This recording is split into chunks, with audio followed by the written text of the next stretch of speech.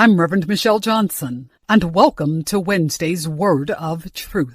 The title of this episode is A Prelude to Praise.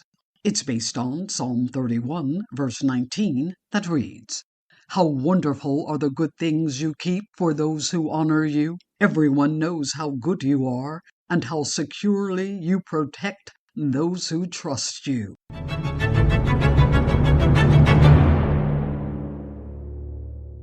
Psalm 31 reflects King David's deep and personal trust in God in times of trouble. It is a plea for rescue.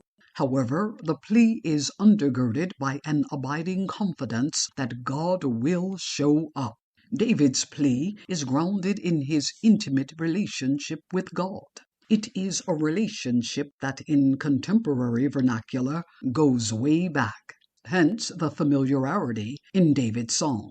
It is a song of praise written by one who knows and is known by the one true God. David and God have history. As a result, the psalmist has memories. He has something to reflect upon. He has real stories, real experiences, and real engagements with the divine. These encounters can't be made up. They are real-life fibers of the historical fabric that has been woven with the threads born out of the ups and downs and ins and outs of David's life. The psalmist now wraps himself in the comfort of our God, who is good. He says, "How wonderful are the good things you keep for those who honor you. Everyone knows how good you are and how securely you protect those who trust you." These words take on new meaning when we consider the context out of which they were birthed. The imagery of nets and threats from plotting enemies, as in Psalm 31 verse 4 and verse 13, reflects the treacherous confrontations that David experienced.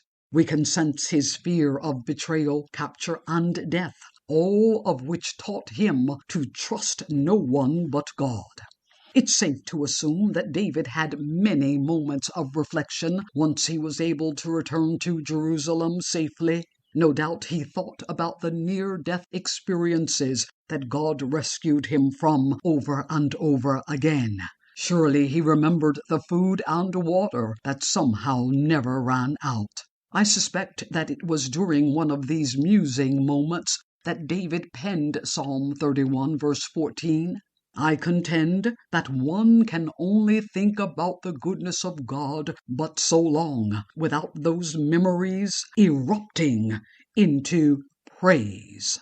It is the compilation and combination of these memory-reflecting moments that serve as the prelude to David's praise.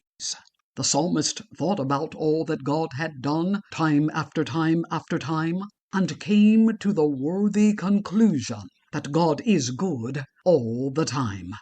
David's praise says those who honor God receive God's goodness. He goes on to boast about God, saying that God has a widespread reputation for goodness. David says everybody knows how good God is and how God secures and protects those who place their trust in Him. David got all that just from sitting in the quiet and reflecting on what God had done in his life.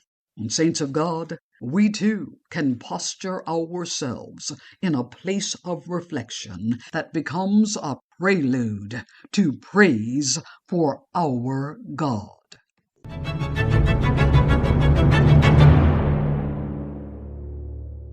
I'm Reverend Dr. Michelle Johnson, and you have been listening to Wednesday's Word of Truth. You can follow us on Instagram, Twitter, and Facebook. Join me next week for another segment of Wednesday's Word of Truth. Thank you for listening.